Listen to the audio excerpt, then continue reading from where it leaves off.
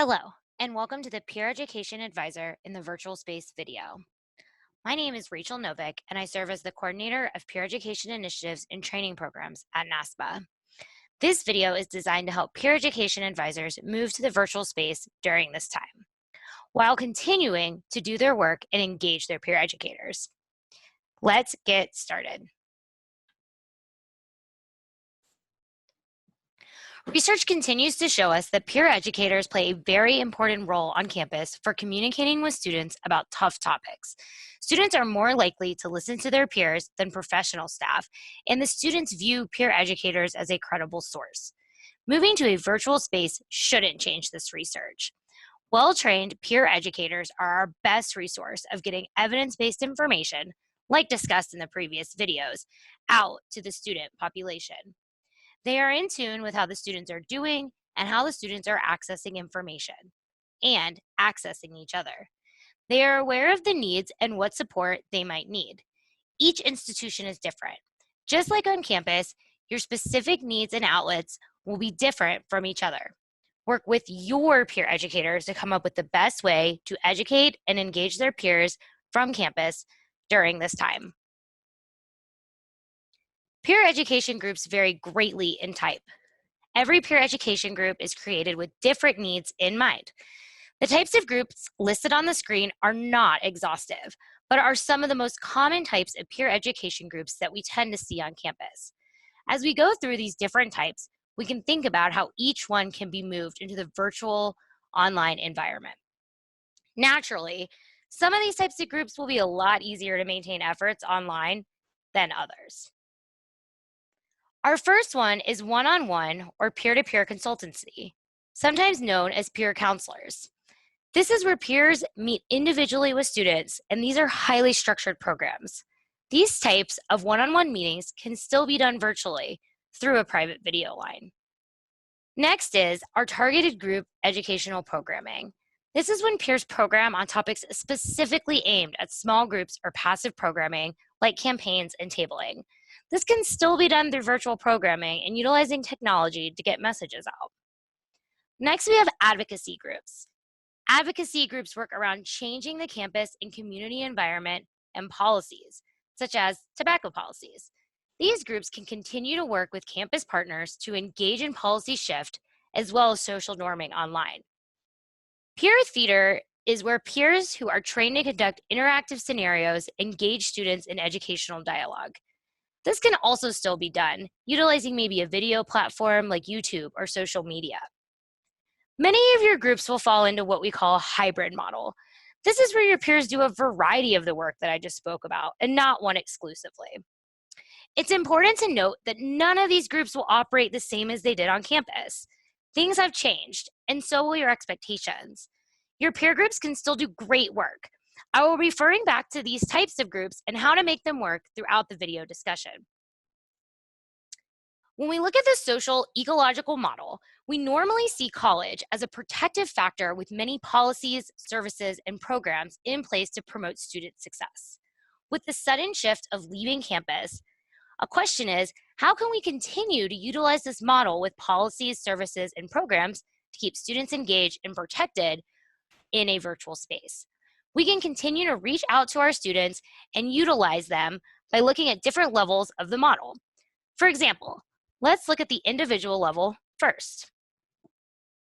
Do your students do one-on-one appointments on campus? Are they doing health coaching or other similar work? You can have them continue doing this. Maintaining normalcy is important. The campus population might even have a higher demand for these programs during this time. Make sure that you are using a private virtual tool for these. However, you can still schedule or do walk-in hours just like you would on campus. Things like HIV testing can't be done virtually, but the counseling leading up to it still can be done, such as sexual health education. If your peers don't currently do this on campus, is there a way you can add this to your portfolio now? Maybe you have a little extra time for training right now, and they can really help the students on the individual level by offering one-on-one appointments. If one-on-one appointments aren't something you can offer, let's look at ways to do this on the interpersonal and organizational level. When we look at peer education work on campus, A lot of outreach work that peer educators do is divided into two types of programming: active and passive programming. Active can be the direct engagement of the students, such as an in-person program, while passive is indirect, such as a poster campaign or stall stories in the bathroom. Bringing this type of work virtually can require you to be more creative about utilizing different tools. And now is a great way to engage your students to get their ideas. This is what the students know best. What social media platforms are your students using? Is it Facebook or Instagram or TikTok? How can you present and also engage them with this information to meet your students where they are at? There are students who are now at home and looking for ways to get involved with campus during this time. Use your peer educators to engage these students with peer education activities and programming. Peers can still do programming through video conferencing tools, or going live or using hashtags on social media.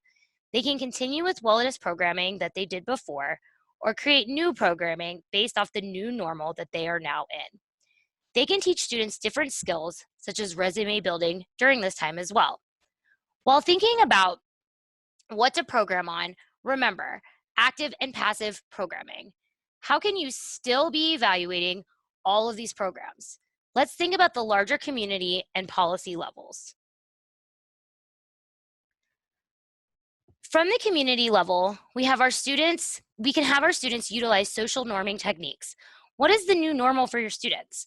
Just because students are at home does not mean they aren't still students and aren't still in a routine. Students at home are still studying and attempting to get that 8 hours of sleep to maintain that normalcy. Your students can find or create their own videos about the new normal and how to take care of themselves for social norming campaigns. Were your students doing advocacy work on campus already? Can they continue this work? If not, what are some other ways your students can work on advocating for the community during this time? Can they help with policy change due to everything happening? They can be advocates for the student body, or disseminating correct decisions and policy made by the administration on campus. It is important to remember that a role of a peer educator is to distribute accurate resources and information. So utilize them if you can. During this time, we don't want to lose peer educator members. Do anything you can to retain them, especially the ones who are dedicated and that you have put time and effort into training. This is the time as an advisor where your students might need you the most. Make yourself available through one-on-one meetings. Continue your group meetings if you can. Meet with your students as often, if not more often, than you were via Zoom or other platforms. A question that I have been asked often revolves around paid and volunteer students. If your students were paid employees and you are no longer able to pay them, there are many ways you can still keep them engaged and be of value. Making them feel needed and letting them know you are a resource is so important. What do your students enjoy? Use that as motivation to keep them involved during this time. And get creative here. If your students were volunteers before, keep them to similar volunteer standards you had before to create some normalcy around their work. You can continue to train your students in many ways during this time of virtual engagement. Advisors can train their students their own personal expertise or expertise of others in their offices or departments. You can build necessary skills with your students.